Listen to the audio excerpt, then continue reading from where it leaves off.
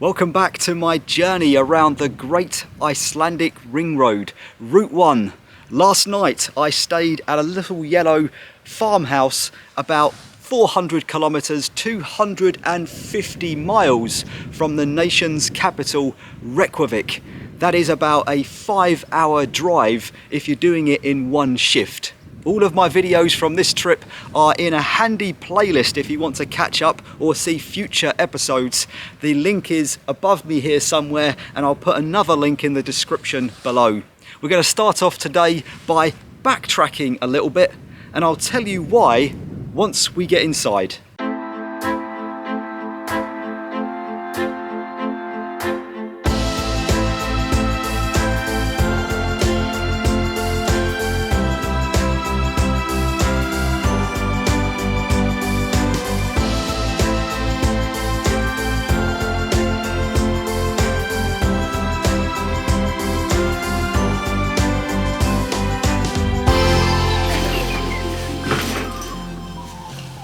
You know, I always tend to go for the cheapest hotels and guest houses because at its most basic level, all I'm really looking for is a secure, clean place to get my head down and get a good night's sleep.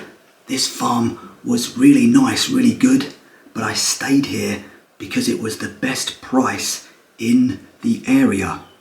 Ideally, I would have booked somewhere about an hour back, but either there wasn't much about, we're getting into some fairly isolated parts of Iceland here, as you might have seen from my previous video, or what places I could find were double, maybe even 3 times as much as this farmhouse. So sometimes you've got to compromise between finding the perfect location and finding the right price. Right, let's go pack the car up.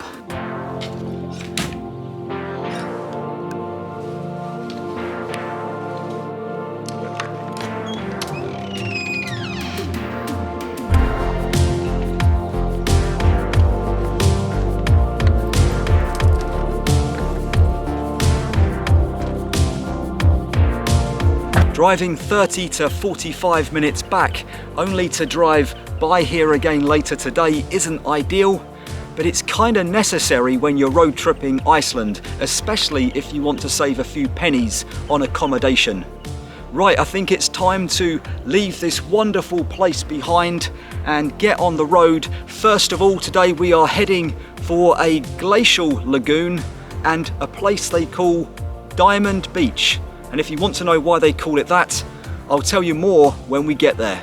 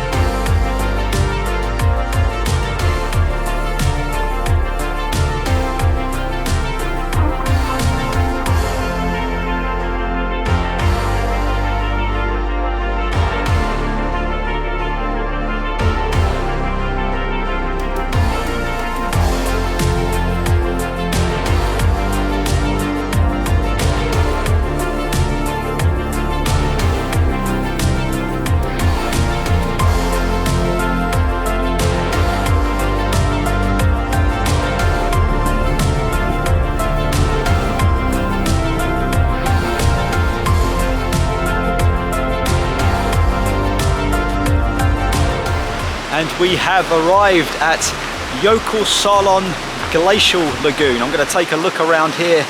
I'm going to tell you all about it. It is once again a wondrous place.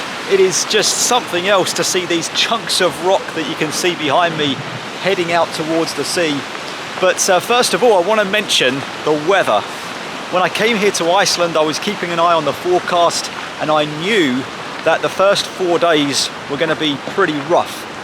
Well, indeed they were. Rain, snow, lots of wind, and it was bitterly cold with the wind chill as well. But after that, the forecast was that it was going to improve a lot. And fingers crossed, today was the day it was supposed to improve, and sure enough, we have, let me show you here where I am, these magnificent blue skies. It is still very, very cold, but the skies are incredibly blue. There is not a cloud up there that I can see. It is currently May in Iceland, so you've got to take the rough with the smooth. Today though is silky smooth when it comes to these conditions. So we have some glacial lagoon safety rules here. So don't step on icebergs, no swimming, it is freezing water, unsafe ice for walking, so don't attempt that. You only survive for a few minutes because of the water temperature. There's dangerous currents in the lagoon, and rolling icebergs from waves present a very dangerous scene. As beautiful as it is a very dangerous place. I did see a video on YouTube not so long ago, I'm not sure if it was here in Iceland, but a tourist stepped onto an iceberg for a photo op, and his momentum pushed it away from the shore, and he was suddenly stranded on this iceberg. So he took his coat off, threw it ashore, took his phone out of his pocket, threw it ashore, but in the end had to jump into the water to swim back a couple of meters because he just couldn't get the iceberg to come closer to the shoreline. Very, very lucky.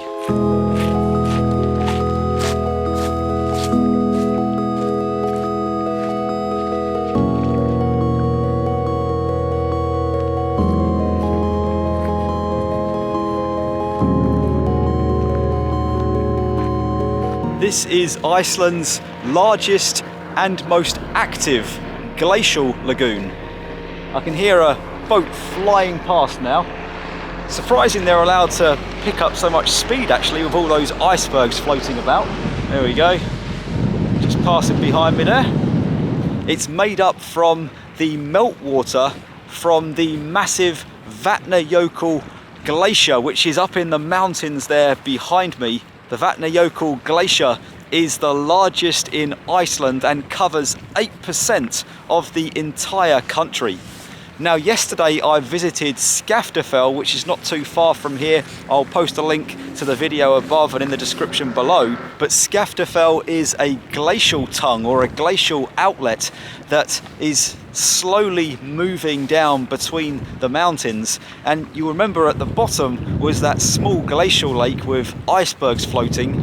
Well, here at this glacial lagoon we've got that, but in a much larger scale. This glacial tongue or outlet is called Breiðamerkurjökull, and ice at the bottom continues to break off in impressively large chunks, float across the lagoon and then out to sea. I've walked down to the lagoon side now to tell you that if you had have come here in the 1920s or before, then you would have not have seen our lagoon.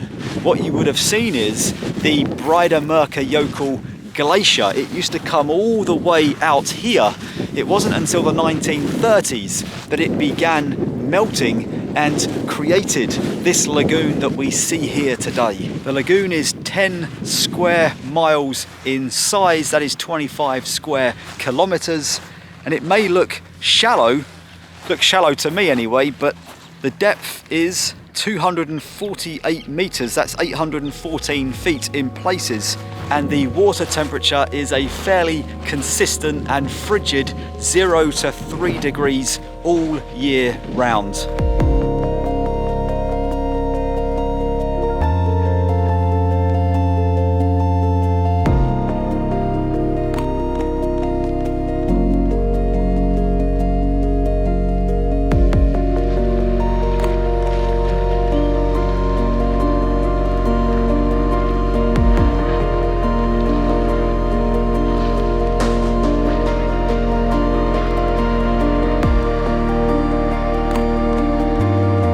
In 1975, the surface area was about half of what it is today.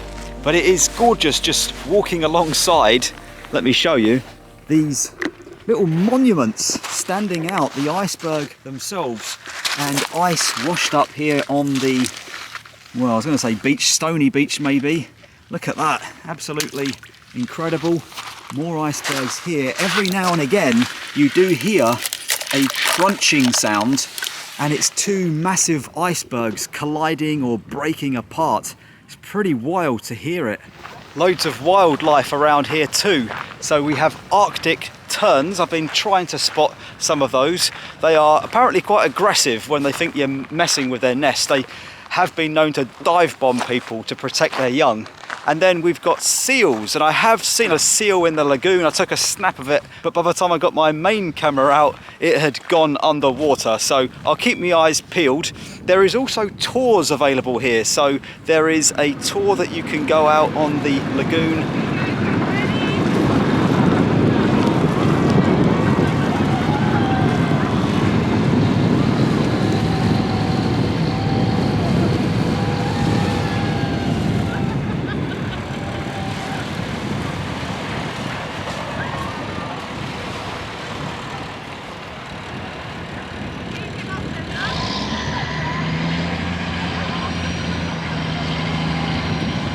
£40 to £45, about €50 for 30 minutes. It takes you around the icebergs, but a longer tour that goes towards the glacier tongue itself lasts about an hour, costs about £100, so about €120.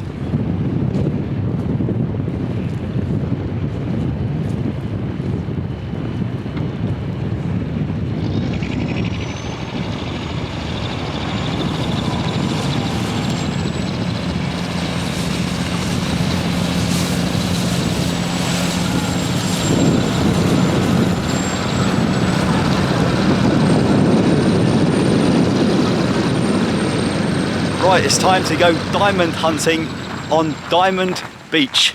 Wish me luck.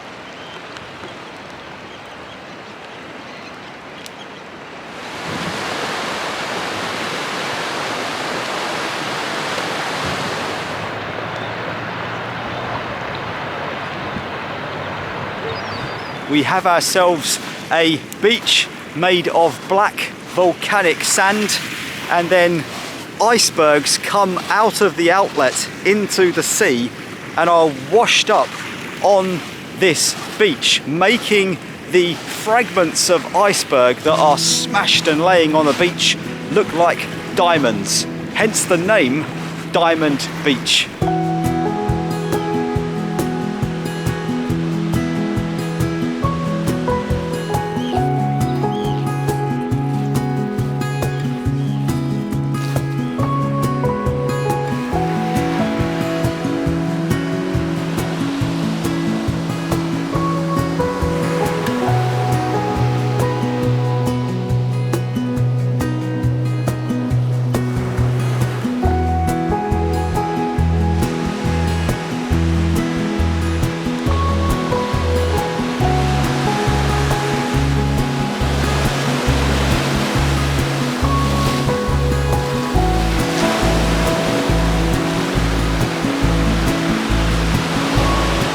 Well, once again, this country blows you away. I mean, look at my surroundings. We've got diamonds on the beach, a black sand beach at that, a pretty rough sea, but a beautiful sun lighting everything up. That's the look further on up the beach. The diamonds go on for miles, and then you can see the snow-peaked mountains over there in the distance. That's where the glacial lagoon is over there. And as I come around, lots and lots of people like me have come to take photographs and video to remember the moment. I've found myself a diamond. Gonna see if I can get it in my case and take it back home. There we go. It is captivating being on this beach, seeing all these incredible diamonds. and even watching the diamonds that are near the water being hit and crushed and smashed by the waves. Very, very surreal to be here. Right, I think without any further ado, I could stay here all day, but we've got to keep going. We've got to make some progress today. I'm heading next to another phenomenal place, a canyon about 15 minutes drive from this very spot. Right, quick bite to eat. I've had a banana already. I'm halfway through my brioche roll.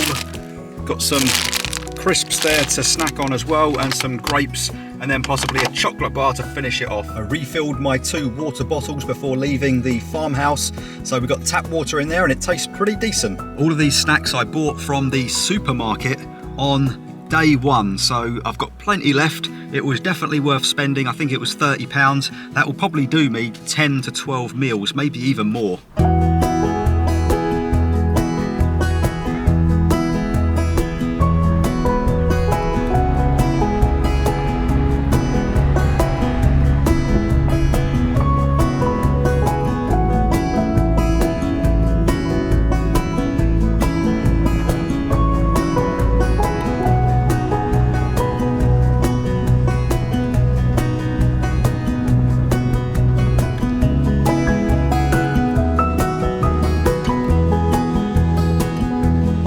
Well, thanks so much for tuning in.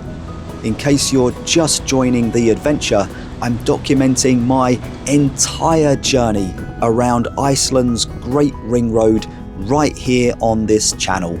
You can find the link to the full playlist in the description below. As I mentioned, next up I'm heading off the beaten path to hike one of Iceland's more secluded canyons, and I have a feeling it's going to be something truly special. Hopefully, I'll see you out on the trail.